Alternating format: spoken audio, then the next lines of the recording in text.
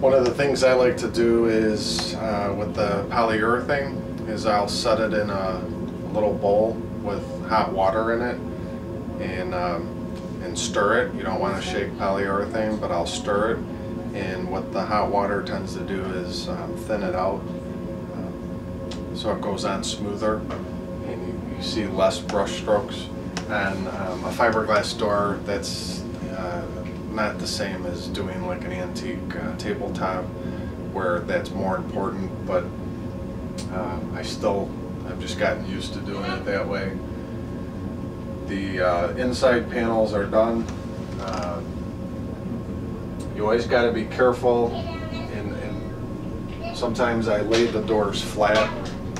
In this case I'm not, just because of the weather outside and the dry time that's involved. But one of the keys is using a good brush. Again, this is a badger hair brush.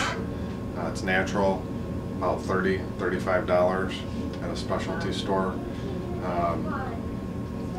And then applying it without putting it on too thick, because you'll get runs, so you constantly got to be looking for runs.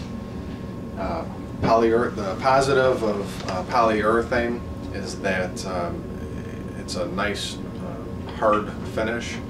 The downside to polyurethane versus varnish or shellac is that it's not easily repaired. So if the finish gets scratched down the road, the top coat gets scratched, it's much harder to repair. Typically you would have to sand it down and re-top coat the entire thing, which with shellac and varnish, that's not necessarily the case. So when you dip your brush in, you only want to dip the tips in, and you don't want to scrape it against the can, because that puts bubbles into the varnish or polyurethane, which then translate to bubbles in a not smooth finish on your door.